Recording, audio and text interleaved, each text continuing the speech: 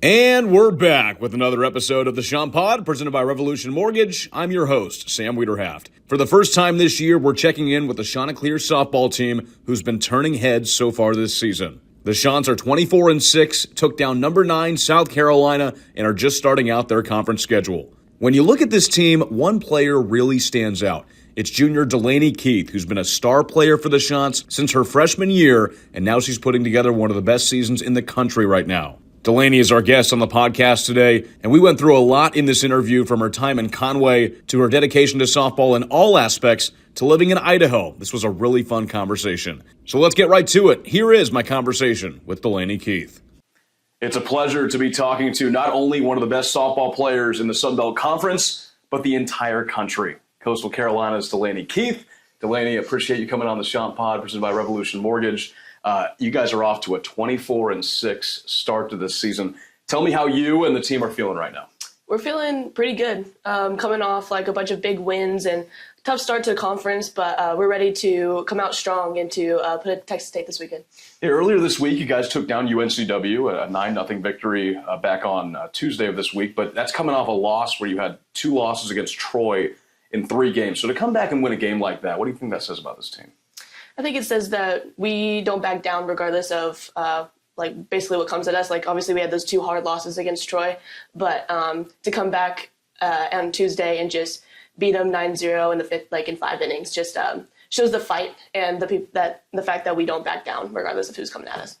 Yeah, you talk about the big wins, and there was no bigger win than South Carolina, the 9th ranked team in the country last week, took them down. Just take me through that whole game and just how it felt when the final out was made and you guys pulled off the big upset.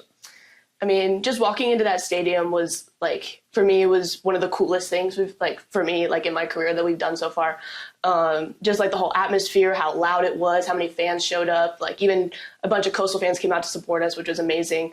I think the biggest thing was that we all stayed really calm throughout the whole environment, and everyone's yelling, screaming the whole time. But we had a ton of energy.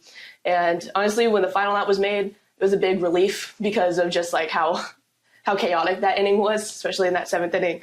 But in general, it was just a ton of energy and a great motivation going into conference, knowing that we can go out, we can beat anybody who's on the other side. And just a big motivation. Your 13th home run of the season was hit in that game, in the 5th inning. What was the feeling rounding the bases and, having all those Coastal supporters there and, again, just against a really good team?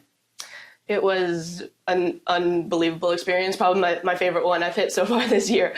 But honestly, when the ball hit the bat, I was like, oh my gosh, please don't come back, because honestly what I was thinking. But just hearing all the fans cheer, because of all the Coastal fans that came out, it was nothing that I've ever experienced before. It was one of the coolest things. You've been making waves this year with the bat. 13 home runs, that's 4th in the entire country. You had 11 in each of your first 2 seasons. Was that a big emphasis coming into this year, was just increasing the power? I mean, yeah. Mostly coming into this season, I wanted to be extremely productive for my team. Just losing a lot of key players last year was kind of motivation for me to come in and be one of those key players this year and know that I wanted to be my best to help my team win. So obviously the power coming in with it was just an extreme bonus, I would say. But my biggest goal was just to be productive for my team. You've always been a really consistent hitter. I mentioned the 11 home runs. You've been over 300 with your average your first 2 seasons. Now the numbers are up in almost every single category this season. Tell me what your approach is like to each at-bat. When you dig in the box, what are you thinking? I have a set plan before I go up to the plate. Depending on what pitcher I'm seeing. So it's all based on just my approach from scout and all of that. But I mean, the biggest thing is obviously which scenario we're in, with people on base. I just want to, like I said, just be productive, whether that's a fly ball, a sac fly in the outfield, or, a home run, either one, just to be productive and to help my team win. So. The main or the big approach a lot with those lefty hitters is a slap hitter, right? In softball, when you just leave the bat in the zone and kind of run out of the box as you're hitting it. You're not really like that. I mean, you still have a lot of really good contact and power, but you're staying in the box all the way through. When do you kind of make that decision? Okay, I'm going to be a slap hitter. I'm going to be a traditional hitter. Take me through how that kind of went for you. Well, when I was younger, I was a slap hitter. So growing up, I was like, I was 10 years old playing on like a 14U team. So I wasn't exactly big enough or strong enough to hit at that level. So I was a slap hitter during that time. But when it came to when I got more strong and I slapped my first home run was actually the biggest thing. So after I did that, they were like, oh, maybe we should try hitting. So since then, since I was about 12, I've just been hitting. I haven't really done the whole slap hitting thing since then. It's not really like a decision. Like most people you're either like a slapper or a hitter. Like there's not really like in my mind, I'm like, ooh, maybe I could just like slap and poke this thing through the 6 hole. But it's just when I'm up there, I'm just trying to be powerful, honestly. Okay, hold on. Let's backtrack here. 10 years old playing on a 14-year-old travel team. Yes. What kind of experience was that playing with much older kids? It was an experience, I would say. I mean, it's brought me like a bunch of good friends like throughout the years. But I mean, it was really cool just to see like that type of level at such a young age, knowing that no matter what I'm doing, I could be productive at that age and like whatever level I choose to be. I mean, obviously there was a bunch of failure through that as well, but I think it was great motivation to like, I can play at this level now. Just imagine when I am that age and playing at that level, how much I can do for my team and just overall. You mentioned the mentality coming into the season, just doing whatever it takes for this team to win and doing whatever you can to make this team successful. Put together a strong freshman and strong sophomore campaign, and obviously now just tearing the cover off the ball. How confident were you coming into 2025? I was pretty confident. I had like a semi-slow start the first weekend, but I mean, I knew what I was coming into, like facing wise, like obviously having 2 years under my belt and having all those at-bats and experiences. So nothing was really like surprising to me. So it's like I have all this experience and I don't know, just coming in and just wanting to be productive and be aggressive is one of the biggest things. Head coach Kelly Green, who is awesome, by the way. Me and her actually grew up in similar places in Southern California, so we have that bond. We're both big Angels fans. She's great, but tell me what the conversations were like with her coming into 2025, with you obviously being, the star player for this team. I mean, Coach Green has always been extremely supportive of me ever since like I got here freshman year. She's always like pushing me to be the best version of myself on and off the field. But I mean, she straight up told me, was like, hey, like, we're going to need you like this season. And obviously like the end of last season, they're like, yeah, coming into this year, like we're going to need you and all of this stuff. So just knowing that they are supportive of me and are always behind me when it comes to like my success. And even when I'm failing, they're always doing their best to like help me get out of like the slumps that I can creep myself into. I mean, it's like amazing to have that kind of support. Yeah, one of the questions I love asking, players of your caliber, players that have been there for a while, is just about your leadership. So coming into your third year, how do you think that your leadership has kind of taken a step forward and just being able to, rally the troops and be a leader for this group? I think the biggest thing for me is being more of like a vocal leader. Like my whole life, I've always like at least seen like I'm more of like a lead by example type of person, not really like voicing it, but just like kind of showing it through like my actions and like how much work I put in and stuff like that. But being more like vocal on the field, vocal like in the dugout, in the locker room, helping out the freshmen coming in, getting them like acclimated to college softball and just college life in general. I think that's the biggest thing that I've at least tried to take into my game this year. I broadcasted for Coastal Carolina softball in the past, and the thing that I love about broadcasting softball is just how quick everything is. Obviously, the field is shorter, the dimensions are shorter, and you're over at third base at that hot corner where there's a lot of quick plays. How have you kind of adjusted to play in that position, and how, what's made you so good playing over there? Just the experience there. Like my freshman year, I was put at third base, but I came in as a middle infielder. Mm-hmm. So being put at third base was definitely an adjustment to be made. But I mean, I love third base. It's been obviously some taking used to because balls come at you a little bit quicker than they do in the middle infield. But I was put there because they thought that I was the best option there, and I've stayed there because of like the work I've put in and just the coach's confidence in me there, knowing that no matter what balls hit to me, no matter what kind of play that they like to run, that I can be able to just make those plays for my team and help them win. So I think, I don't know, it's just been an experience, and honored to be able to stay there this whole year. You got to tell me, what are some of the drills that you're doing to help that reaction time? Because it's crazy how fast those line drives come. Yeah, I mean, Coach Green's favorite drill is where she'll stand like a few feet away, and then she'll have like a little baby bat, kind of like a t-ball bat, and just hit them at us. So we have to like react like as fast as I can, no matter where she hits them. I mean, that's Coach Green's favorite drill, and I mean, I think it's helped me out a lot, especially transitioning from a middle infield to a corner spot in the field. So I think that's definitely helped a little bit. Yeah, take me through what a typical practice looks like for you guys, and what's the weekly schedule? How often are you guys practicing now that you're in the season, and just what happens when you're preparing for games? Practicing, we don't technically get like a ton of team practices just because of like our schedule and stuff. Like yesterday was our first practice in like over a week, I think, just because of traveling and all of the games and stuff like that. But a typical practice is basically just like we usually split offense and infield and outfield. So outfield will go to the cages first, then infield does their infield stuff, and then we'll come together. As outfield's done hitting, we'll do some team defense, like situational stuff, bunt defense, and all of that. And then we'll switch. And then so outfield will do their outfield like regulars, and then infield will go hit and do stuff in the cages. That's generally what a typical practice is. Sounds fun. Yeah, sounds fun to be a part of. This group is filled with a lot of veteran players. I mean, I think about Maddie Jennings and Kirsten Roos and Nicolette Bacone in the circle, and just a lot of players that have been here for a few years now and had a lot of success in the past. What's the relationship like with this team? How is everybody bonding and kind of mixing right now? I think team chemistry has been one of the biggest things that's helped us throughout this whole season. Like personally, since I've been here, this is one of the best teams, like just like in general, like off the field, on the field, like we all just get along really well, and we're all celebrating each other's successes as if like that's us out there. So it's one of the coolest things just to be a part of, knowing that like no matter who's put in each position, no matter who's put in what scenario, like we're all cheering for them. We all want them to do well and to be successful. And so I think that's one of the biggest things that has happened to us this far. You've been very successful so far in your Coastal career. I go to Instagram, and the name is D Softball. Like, you are all about it. How much does this sport mean to you? Oh, man. I mean, this has been what I've wanted since I was a little girl.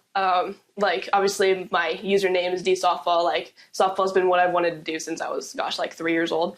But, I mean, I don't know where I would be without the sport. This sport has taught me, like, a bunch of, like, lessons with, like, dealing with failure, dealing with success, and, like, how to like manage all of those things within like, going to school and social life and stuff like that. But I mean, like, it's one of the best things that's happened to me. So it's a great feeling to be here. And it's been in your family. Your dad coaches and trains softball players. How much have you learned from him, and just how much has he meant in your career?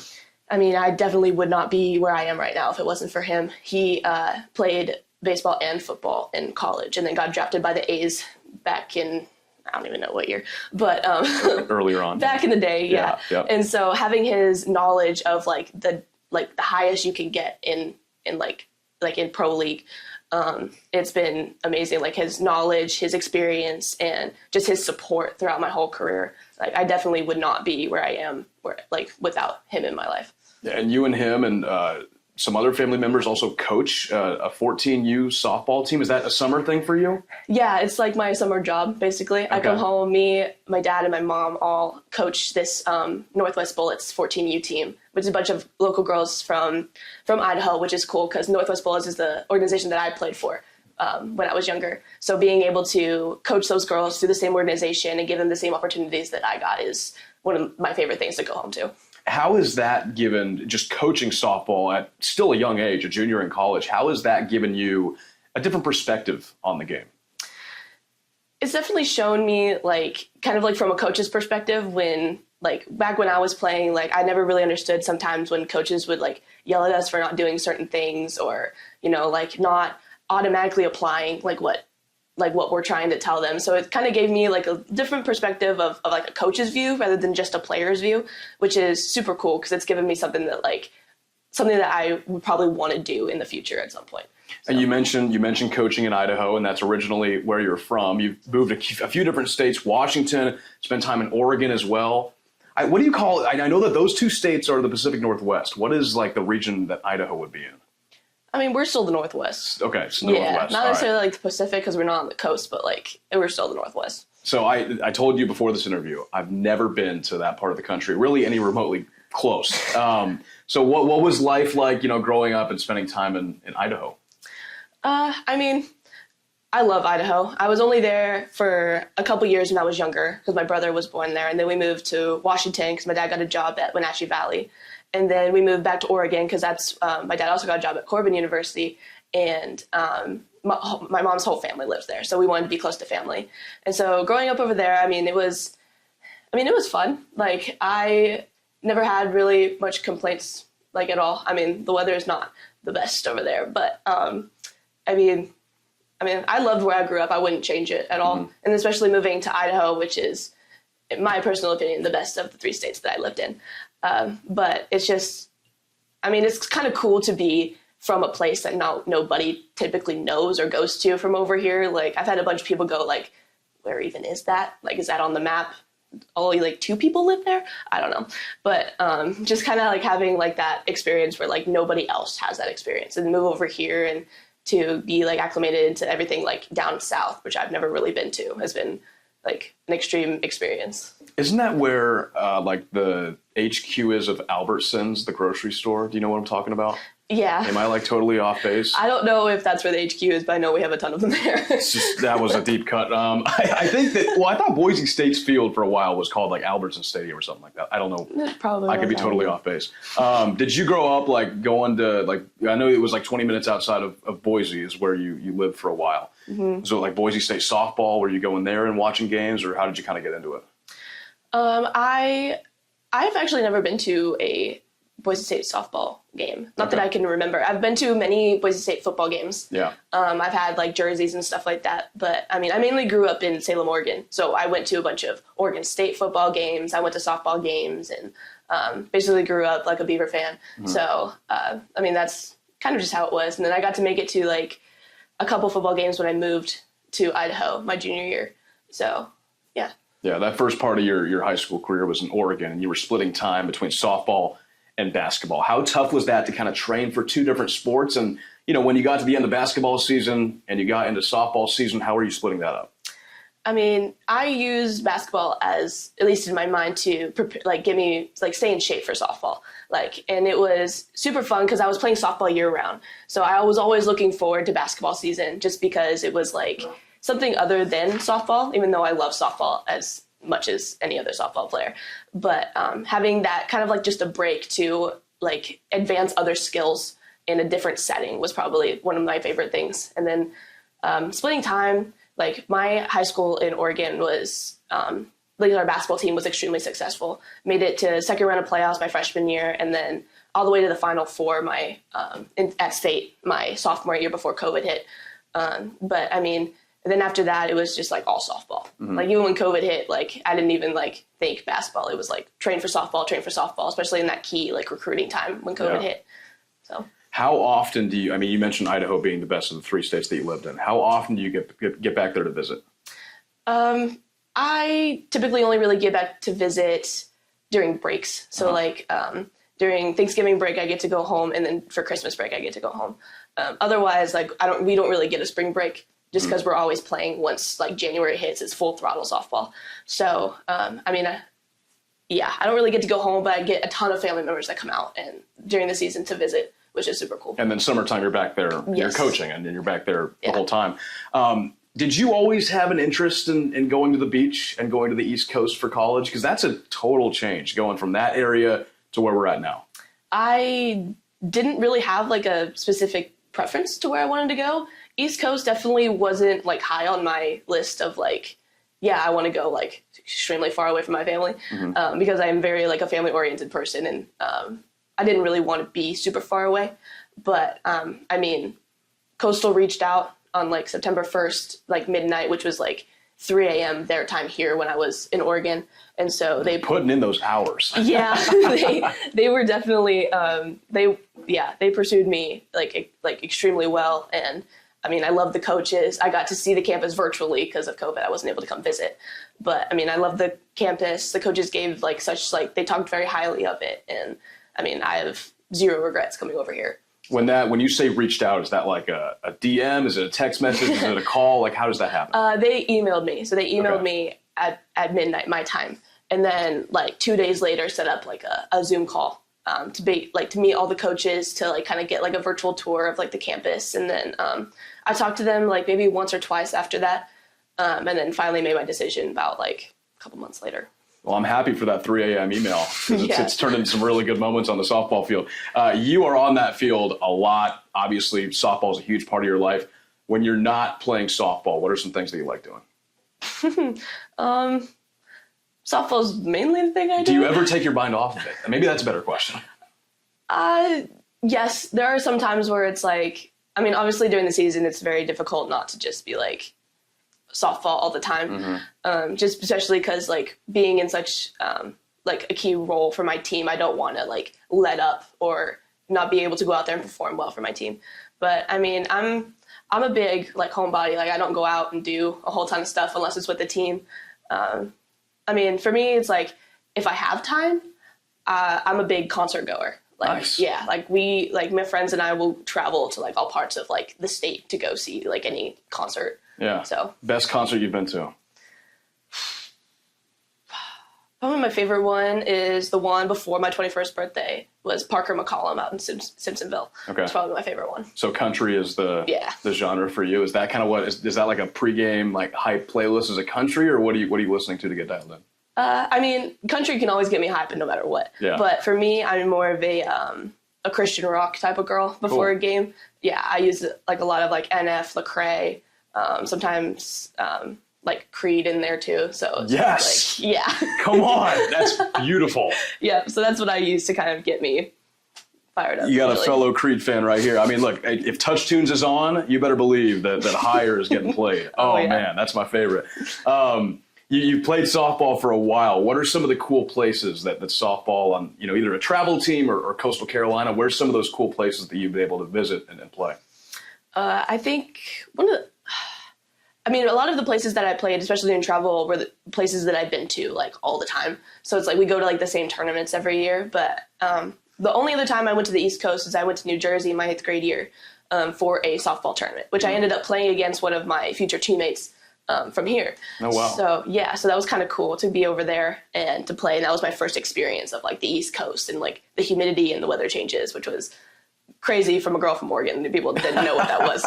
It takes a little to get used to. Yeah, for sure. And then my senior year of high school, we went to one of the biggest tournaments, like the Top Gun tournament out in Kansas City. So I think that wasn't my favorite tournament, but that was kind of one of the coolest places that I've been to that I have never been able to visit. So.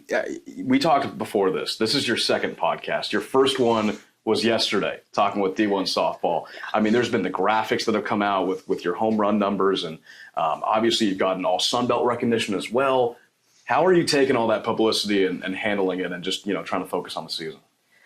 It's definitely something I've never really had to deal with before, but I think for me, just kind of like being extremely honored to be able to do all of these things and to represent my team this way, but just to still just zone in and be kind of like keep focusing on the things that got me this far, to like put in the work outside of practice and to just constantly be focused on the end goal, like with my team, I think is the best thing that I can do. You mentioned that end goal, and I'll finish it off with this, Delaney, but what are some of those goals for you and the team collectively as this season continues and you guys are off to a really good start?